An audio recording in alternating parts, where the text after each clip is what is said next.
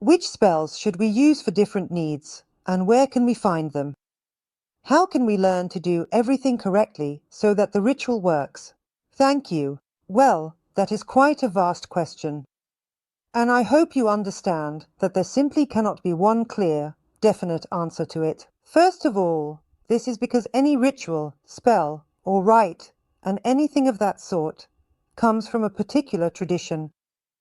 A ritual, spell, or rite is just a tool, while the tradition is the meaning and the foundation on which everything is built. Accordingly, it is only the tradition that determines the correctness of a rite, ritual, or spell. In Christianity, this is called prayer, in Islam, salah, and in paganism, a spell or incantation. In other words, each system, each tradition, has its own form. For things to work, you must understand that tradition. And for things to work, you must not mix different traditions, unless you have been granted such a right. And this right is given by the tradition itself, granted by the gods, and by the patrons of witchcraft. They also grant you the learning. If you are approaching ritual and rite for the first time, if you want to study what spells are, then you must first ask yourself, who am I, and which tradition do I belong to? In other words, to put it simply, which system supports me, which God supports me. If you are supported by one God, for example Christian, and you decide to turn to the Slavic gods for spells, then try to guess, will Christianity support you?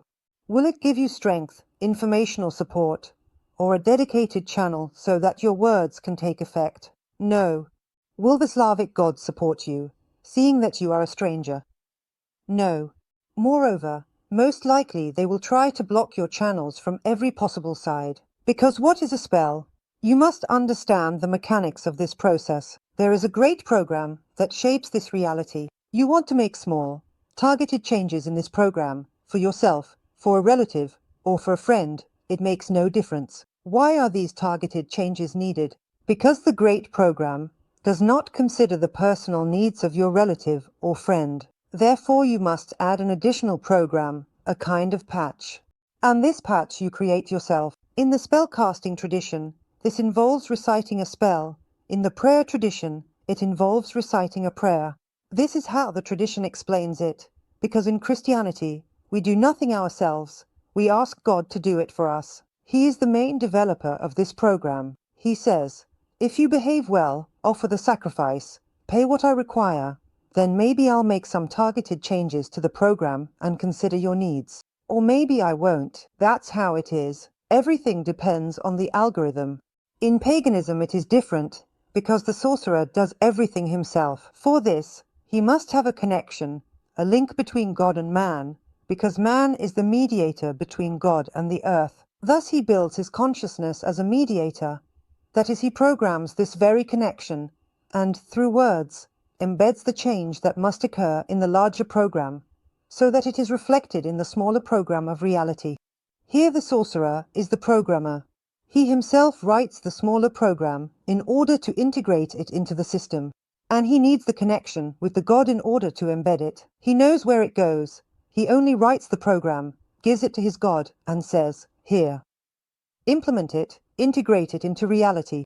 It is a different approach, a different attitude towards the act, and depending on the tradition you belong to, that is how you will act. For if within Christianity, Islam, or other Abrahamic religions, you decide to write your own program and give it to your God to integrate, you must realize that in this case you may receive quite a serious backlash, up to the complete end of your physical existence. Because this is a violation of established tradition, it is a profound insult to the master of that tradition, who does not tolerate such unauthorized co-creation between man and God.